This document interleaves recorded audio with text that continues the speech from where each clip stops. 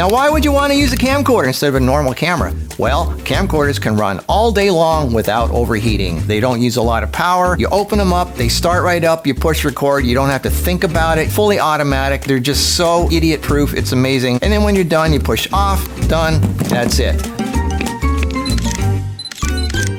All right, we are going to have some fun today. As you know, my favorite camcorder is the Panasonic VX981. It's been around for a while. This thing is great. I've used it for all kinds of videos. I've showed you how you can get cinematic shots with it. I went out in the desert. I've been to the farmer's market. It has nice skin smoothing. Colors are great. It works amazing in just full auto. You don't even have to do anything. Just turn it on, go, and you get amazing footage. I love this thing. It's got a 1/2.3-inch backside illuminated MOS sensor. It's 4K. I love it so much. I have 3 of them, maybe even 4. I don't know. But since then, a newer one has come out, and that is, people have asked about this. It's the VX1. It's also the same as the WXF1, except the WXF1 has a little viewfinder on the back and a second little camera in the door, which is kind of a cheesy gimmick. But anyway, it's the same camera. This has a different sensor. This has a smaller sensor, actually. It's a 1/2.5-inch backside illuminated MOS sensor. The same sensor as the big X1500, X2000, and CX10, which are 3 to 4 times the price, the size, and the weight of this one.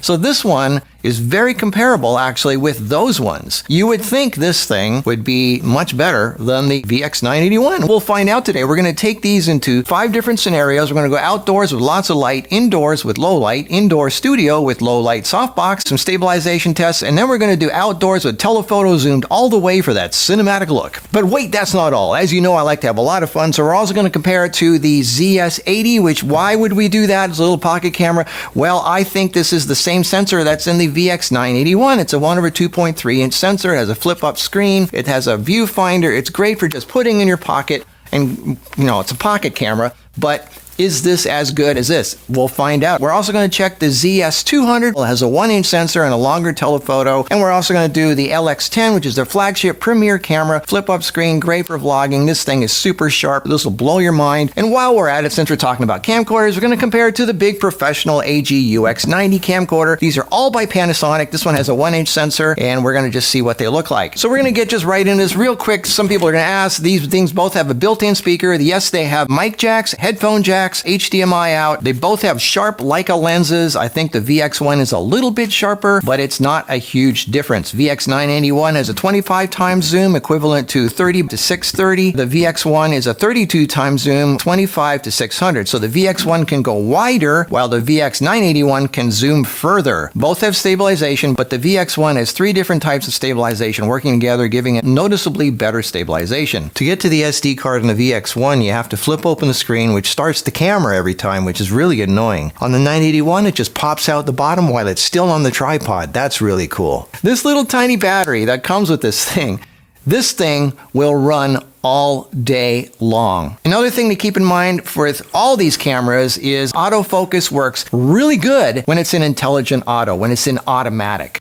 When you put these things in manual, the autofocus is not that great.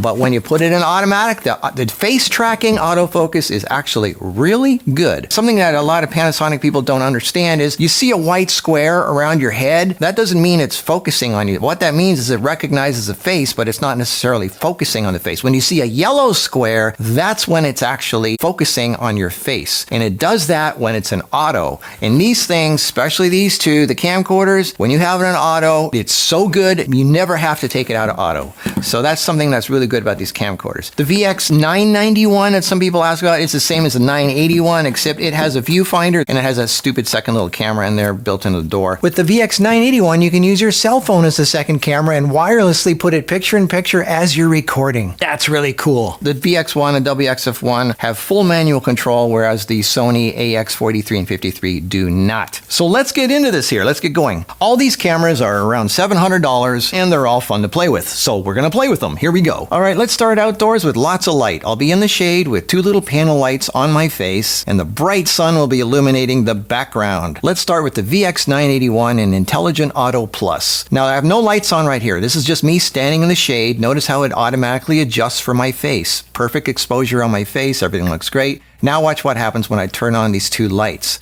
It automatically adjusts everything so my face is still properly exposed. Notice how the background went darker? My face is still properly exposed, and face tracking autofocus is awesome when this thing is on auto. Perfect colors, perfect exposure, and it smooths the skin beautifully. I almost never have to take it out of auto. Look how great this looks. This is just from a little camcorder. Now you can see why this is my favorite camcorder. Here I switched it to scene mode, soft skin, which looks pretty darn good also. I love the look of the 981 footage. It's so friendly and colorful. The VX981 also has two HDR modes, which takes two images at different exposures and combines them so the highlights and the shadows are not blown out, but it's only in 1080. This is HDR low, and this is HDR high. Now this is not RAW, it's a double exposure that knocks down highlights and shadows. The VX1 also has HDR, but I don't like those. Here's the HDR low on the VX1, and here's the HDR high. It just looks weird. Alright, so here's the VX1 with the same sensor as the X1500, 2000, and CX10. As you can see right away, it's more contrasty, it's darker, the colors are not as happy and friendly, it looks a little on the blue side. So let's adjust it one notch lighter on exposure compensation. Still a bit too dark. Let's do two notches lighter. Now it looks okay. The image might be a little bit sharper, but I don't like the VX1 colors as much as the VX981. It seems to boost the reds and the blues, but it's kind of lacking in the yellows and oranges. Alright, let's go over to the little ZS80 pocket camera. Wow, look at those colors. Dynamic range isn't as high, but wow, look at these colors. They're so cool. I love the look. It's a 1/2.3-inch sensor, so it might actually be the same sensor as the VX981 with a smaller lens. Here it is side by side with the VX981. It looks very similar. These are my favorite two cameras by far for color. I love happy colors. For a pocket camera, this thing can really produce some surprising results when you have enough light. It's so happy looking, and I like happy. Okay, let's go to the LX10. This is the premium pocket camera from Panasonic Lumix with a 1-inch sensor and a super sharp Leica lens. If you want super sharp footage, nothing beats the LX10. And because it has a 1.4 lens, you can even get some blurry background at the wide-angle 24mm setting. LX10 footage has a really unique 3D look you can only get with this camera. It's mesmerizing to look at. And remember, this is a little pocket camera. Really nice look.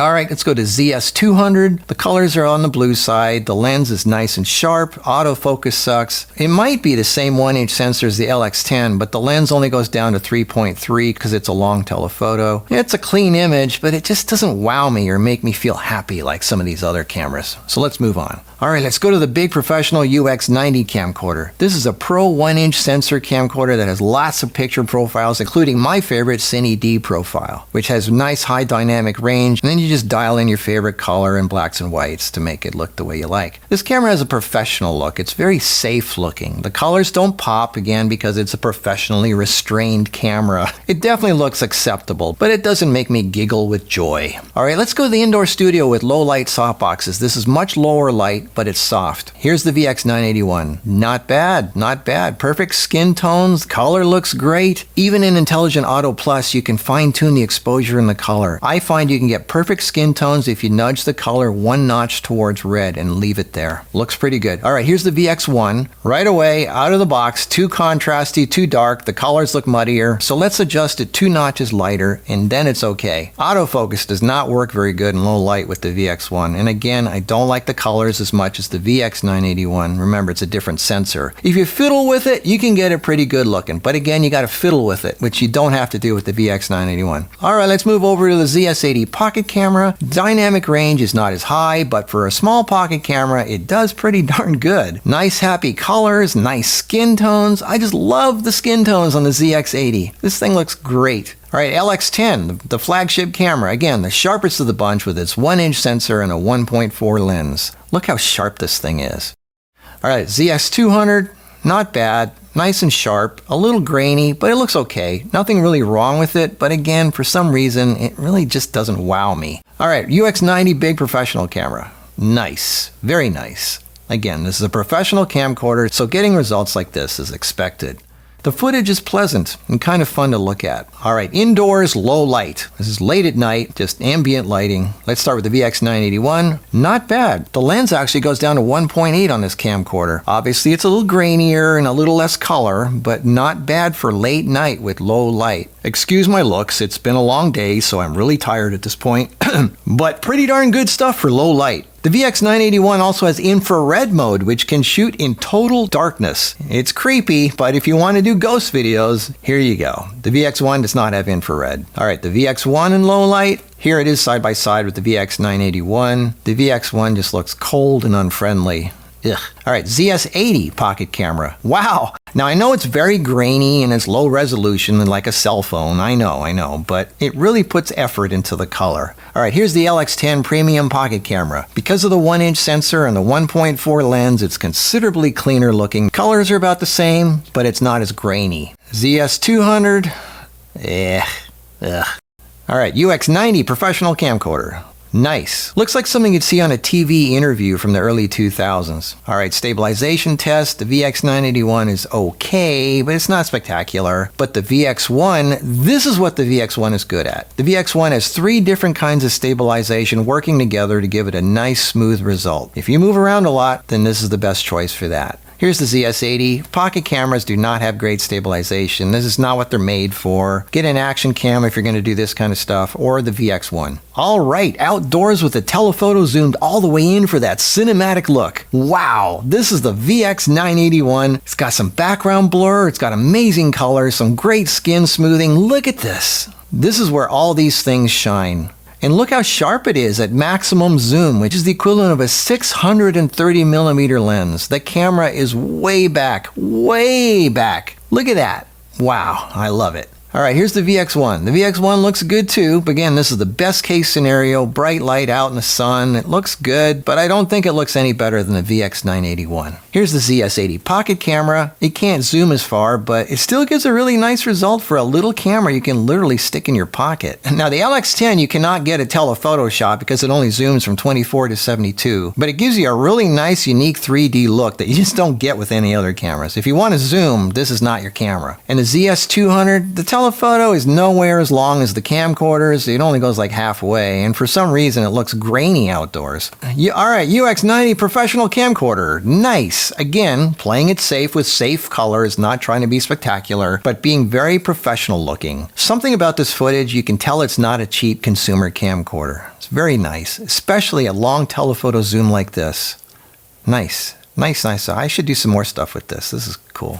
All right, so in summary, I would say, this is my opinion, in summary, I would say I like the look of the VX981 footage much more. It's much friendlier looking than the VX1, which is too contrasty. And you can get good stuff with the VX1, you just have to fiddle with it more. You have to make the exposure brighter. You have to mess with the colors sometimes in post. And the color is a little bit too on the blue side. This is a little too contrasty. So out of these two, I like the VX981 still a lot more. Both can zoom way further than any of these cameras. Camcorders are basically a giant long zoom lens with a sensor attached and stabilization. There's no lenses to change. They can run all day without overheating. They're lightweight, they're dependable, they're easy to use, and you just open the screen and push record. That's it. My personal grab and go is again the VX981. If I'm doing short 10-minute videos for vlogging or something like that, and I want sharper quality imaging, then I would use the LX10. This is the sharpest thing you can get. But if I want happy colors, then it's the VX981 or the ZS80. Again, I think maybe the ZS80 is the same sensor as the 981. I stayed with Panasonic for this video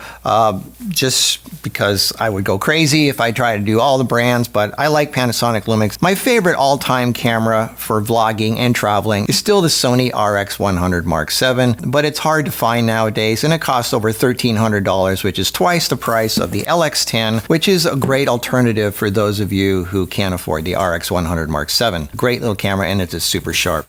So there you go. Different things for different purposes. I really like the Pro camera. I mean, I kind of like this one. This is kind of, and it's not really that heavy either. I like it. I like this. So I don't really like the ZS200 too much. I don't like anything about it. I like the LX10 because it's sharp. Colors are I love the colors of the ZS80. I love this thing. Got a flip-up screen and a viewfinder. Really cool. Pocket cameras are always my favorite.